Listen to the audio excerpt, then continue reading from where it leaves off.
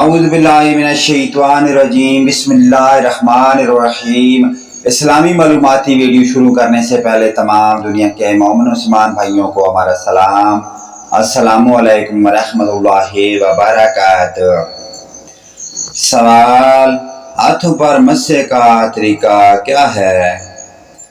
جواب: اس کا طریقہ یہ ہے کہ بائیں ہاتھ کے انگوٹھے کے علاوہ 4 انگلیوں کا پیٹ دائیں ہاتھ کی پشت پر رکھے اور انگلیوں کے سرے سے کونی تک لے جائے اور پھر وہاں سے بائیں ہاتھ کی ہتھیلی سے دائیں کے پیٹ کو مس کرتا گٹے تک لائے اور بائیں انگوٹھے کے پیٹ سے دائیں انگوٹھے کی پشت کا مسح کرے۔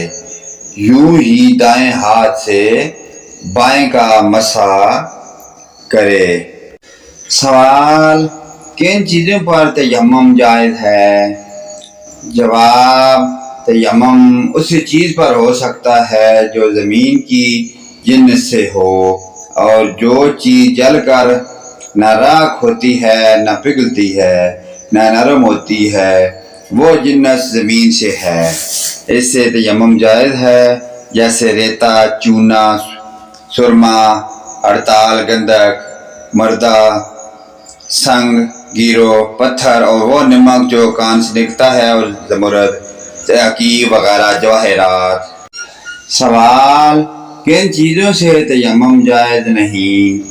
جواب: جو چیز آگ سے جل کر راکھ ہو جاتی ہو، جیسے لکڑی، گھاس وغیرہ، یا پگھل جاتی ہو یا نرم ہو جاتی ہو، جیسے چاندی، سونا، تانبا، پیتل، لوہا وغیرہ، دھاتیں، اس سے تیمم جائز نہیں۔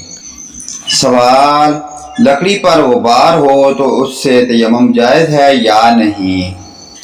جواب: لکڑی، گھاس، شیشہ، سونا، چاندی، لوہا وغیرہ، دھاتیں اور گھیو جو وغیرہ پر جب کہ اتنا غبار ہو کہ ہاتھ مارنے سے ہاتھ میں لگ جاتا ہو تو اس غبار سے تیمم جائز ہے۔ سوال: وضو اور غسل کے تیمم میں کیا فرق ہے؟ جواب: وضو اور غسل دونوں کا تیمم ایک ہی طرح کا ہے۔ سوال: نماز پڑھنا کون سے تیمم سے جائز ہے؟ جواب: نماز اس تیمم سے جائز ہوگی جو پاک ہونے کی نیت اور کسی ایسی عبادت مقصودہ کے لیے کیا گیا ہو جو بلا طہارت جائز نہ ہو۔